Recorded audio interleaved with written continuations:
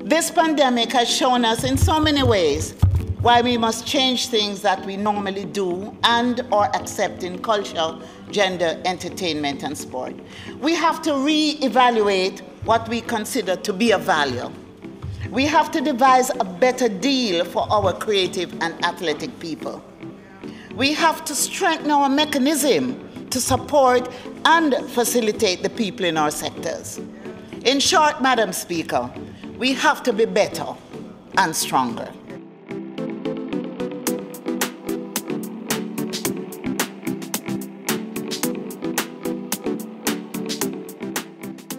Since the onset of the COVID-19 pandemic, more than 40,000 creative and sports-related jobs have been negatively affected. But important steps are being taken towards a safe resumption of normal operations in culture, gender affairs, entertainment, and sport. The reopening will look and feel different. The ministry is consulting with numerous stakeholders to determine the specific protocols and venues to be used for entertainment purposes in the short to medium term. The Ministry of Culture, Gender, Entertainment and Sport has proposed a list of venues that can be retrofitted to comply with the proposed protocols. We will also be moving to declaring additional entertainment zones and venues. Additionally, as with the sports sector, the Ministry of Culture, Gender, Entertainment and Sport is offering to subsidize the use of these facilities as a stimulus for the entertainment sector, which we know has suffered because of the pandemic. An additional $10 million in grant funding has been secured by government for members of the entertainment sector hit hard by the pandemic. And Madam Speaker, I'm pleased to announce that the promised 40 million that were not accessed has now grown to 50 million. The ministry has also invested $14 million in Jamaican creatives via direct sponsorship. Direct financial support in excess of $40 million is also being given to our athletes preparing for the Tokyo Olympic Games. We continue to pursue the redevelopment of the National Stadium and the Trelawney Stadium. The ministry is in the process of procuring a new pump for the pool at the National Aquatic Center.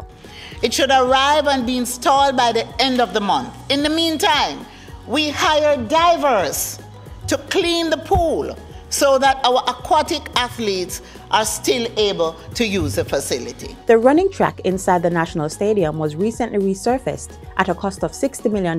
Many people ask, what is happening to the Trelawney Stadium?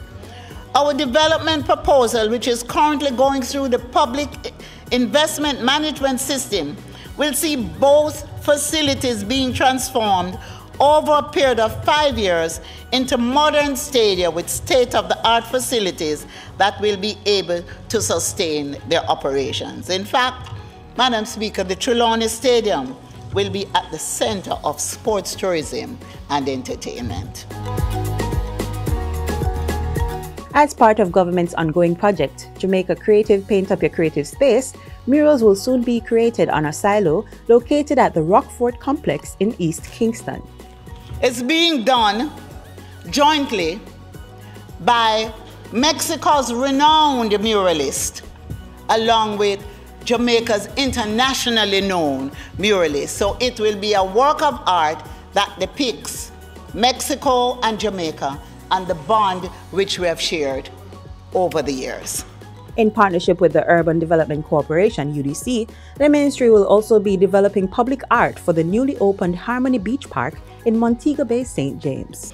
In this regard, we will be relocating Fitzharrick's piece, Spirit of Togetherness, which the Most Honorable Edward Seaga had commissioned to celebrate Jamaica 21.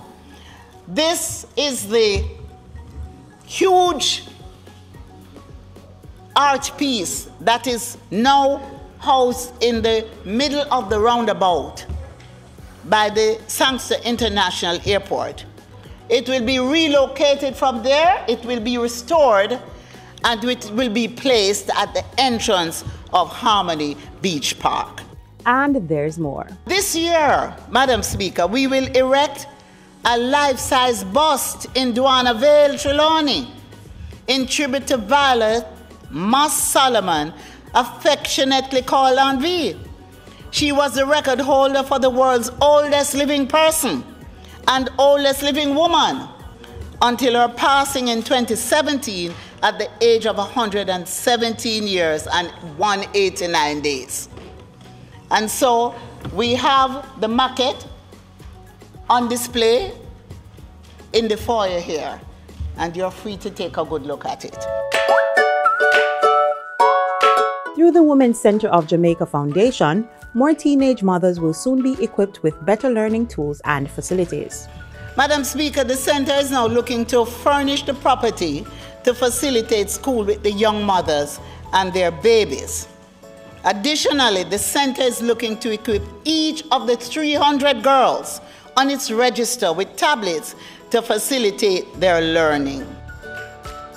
As part of its domestic abuse interventions, 10 vulnerable women will be provided with grants to start or build their businesses and achieve independence. I thank you and women and the Ministry of Industry, Investment and Commerce for their partnership in this important intervention. The minister also tabled the report of the Joint Select Committee established to consider the sexual harassment bill. Here is the report, Madam Speaker. The report contains our recommendations following extensive consultations.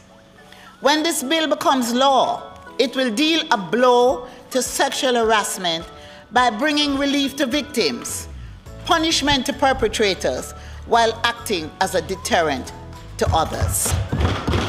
The ministry is also pushing for changes to the domestic violence legislation to introduce sanctions for psychological and emotional abuse as well. Our priorities for the year are to strengthen mechanisms to protect and help vulnerable women and men across our sectors, to facilitate a safe reopening of the wider entertainment sector, and to improve the enabling environment of our sectors to sustainably build back stronger. Our mantra this year is better and stronger.